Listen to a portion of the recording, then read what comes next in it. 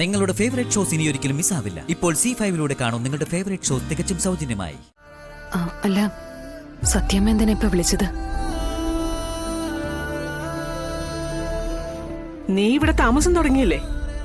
ഇവിടെയുള്ളവർ എങ്ങോട്ടെങ്കിലും പോകുമ്പോഴേ അത് പറഞ്ഞിട്ട് പോകണം. നീ ഫോൺ എടുത്ത് ശാലി ഒന്ന് വിളിക്ക്. വിളിക്ക് ഭാമേ.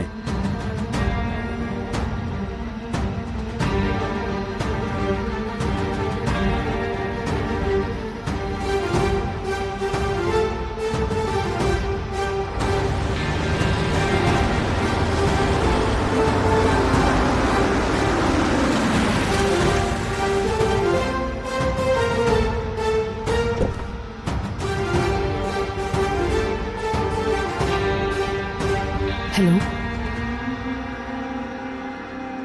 പറയൂ സത്യമേ. ഇറങ്ങ.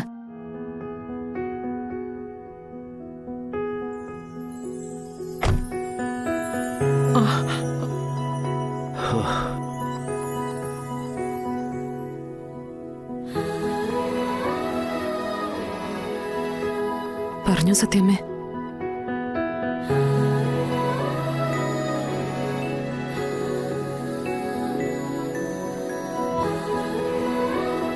മോളെ, അവരോടൊക്കെ പറയേണ്ടതെന്നാന്ന് പറഞ്ഞു തന്നിട്ടുണ്ടല്ലോ. ഇതാ.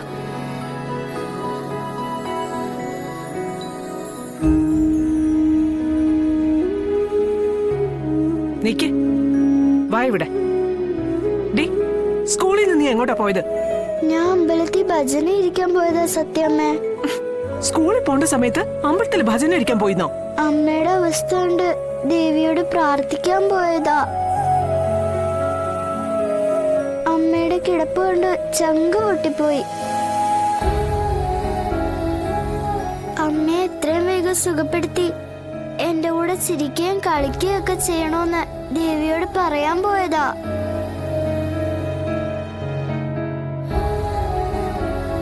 കുഞ്ഞുങ്ങളുടെ പ്രാർത്ഥന ദേവി എളുപ്പം കേൾക്കുമെന്ന് ഈ രമണനങ്ങളാ പറഞ്ഞത്. അയ്യോ, അതും ഞാനാണോ? എടി, നിന്നോട് ഞാൻ. സത്യമേ, മോളെ വഴക്ക് പറയണ്ട. ഇവിടെ ഞാൻ കാര്യങ്ങളൊക്കെ പറഞ്ഞു മനസ്സിലാക്കിയിട്ടുണ്ട്.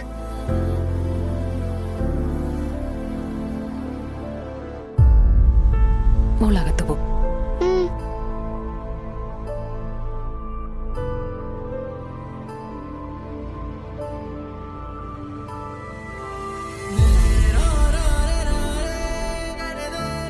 ക്ഷേത്രത്തിൽ സ്കൂൾ യൂണിഫോമിൽ ഒരു കുട്ടി ഭജനം ഇരിക്കുന്നതും കുട്ടി ഒറ്റയ്ക്കാണെന്ന് മനസ്സിലാക്കി ബീറ്റ് പോലീസ് വിവരം അറിയിച്ചത്. ചൈൽഡ് ലൈനിലുള്ള പ്രധാന വിവരങ്ങൾ കളക്ടറേറ്റിലും ബ്രീഫ് ചെയ്യാറുണ്ട്. ഫോട്ടോ കണ്ട എന്റെ സ്റ്റാഫിലെ ഒരാളാ പപ്പിമോളെ തിരിച്ചറിഞ്ഞത്. സ്കൂളിലൊന്നും വിവരം അറിയിച്ച് കൂടുതൽ വിഷയമാക്കണ്ടെന്ന് കരുതി ഞാൻ നേരെ പോയി കൂട്ടിക്കൊണ്ടുവന്നു.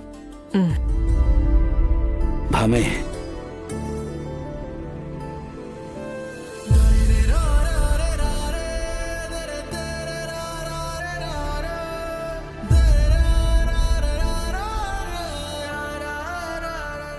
അല്ല, സത്യം എന്തിനാ ഇപ്പൊ വിളിച്ചത്? നീ ഇവിടെ താമസം തുടങ്ങിയില്ലേ? ഇവിടെയുള്ളവർ എങ്ങോട്ടെങ്കിലും പോകുമ്പോഴേ അത് പറഞ്ഞിട്ട് പോകണം. കുട്ടികളായാലും മുതിർന്നവരായാലും. ശരി സത്യമേ.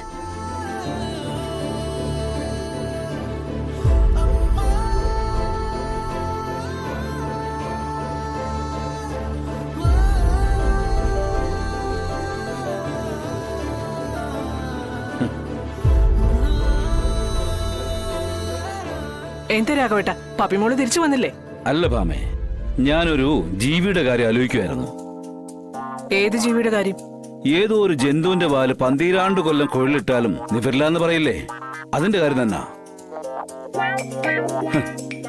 അതിന് നന്ദിയെങ്കിലും ഉണ്ട്. നിനക്കാണെങ്കിൽ അതുമില്ല.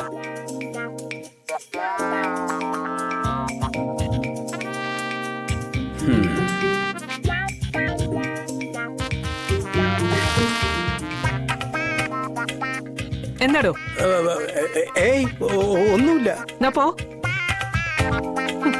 അല്ല പിന്നെ നിനക്കെന്തെങ്കിലും പറയാനുണ്ടോ? ഇല്ല സത്യാമ്മേ.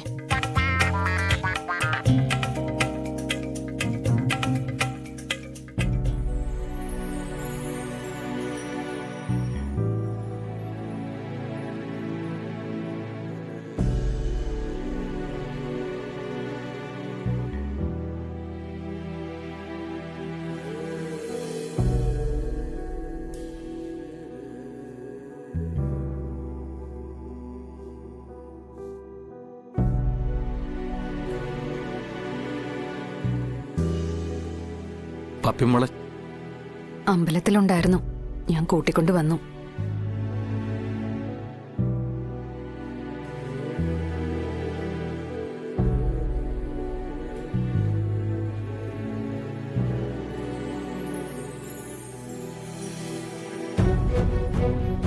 കുഞ്ഞേച്ചി,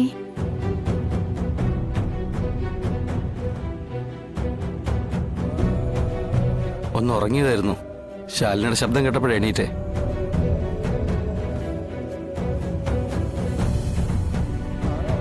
പപ്പിമോളെ ശാലിനി അന്വേഷിച്ച് പോയെന്ന ധൈര്യത്തിലാ ഞാൻ ഇവിടെ ഇരുന്നത്.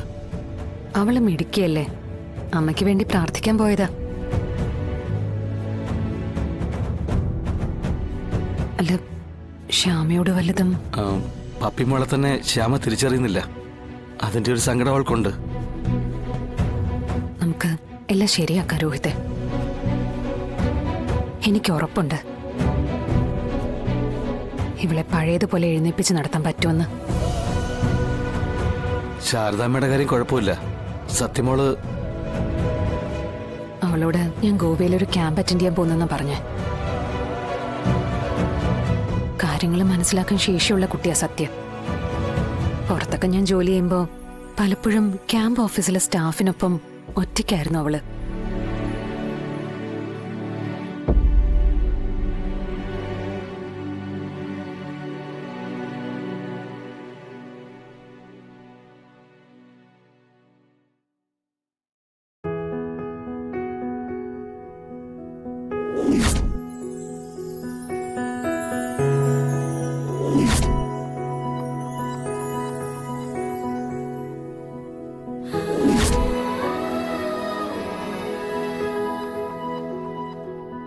വിഷ്ണു അച്ഛാ, ആ വാ വാ. വിഷ്ണു അച്ഛാ, വിഷ്ണു അച്ഛന്റെ പപ്പിക്കുട്ടി വന്നുവോ? വിഷ്ണു അച്ഛനോട് പപ്പിമോള് പിണക്കോ? ഏ? പപ്പിമോളെ കാണാതെ പോയിന്ന് പറഞ്ഞിട്ട് വിഷ്ണു അച്ഛൻ വന്നില്ലല്ലോ. അതാണോ? എന്താ ചിരിക്കുന്നേ? പറഞ്ഞുതരാം. അത് ഒരു സീക്രട്ടാ. എന്താ സീക്രട്ട്? എന്റെ പപ്പിമോൾക്ക് ഒരു കുഴപ്പം ഉണ്ടാവില്ലെന്ന് വിഷ്ണു അച്ഛൻ അറിയായിരുന്നു. അതെങ്ങനെ? ഡൗൺലോഡ് ചെയ്യൂ C5 ആപ്പ്. കാണൂ എല്ലാ എപ്പിസോഡുകളും സൗജന്യമായി.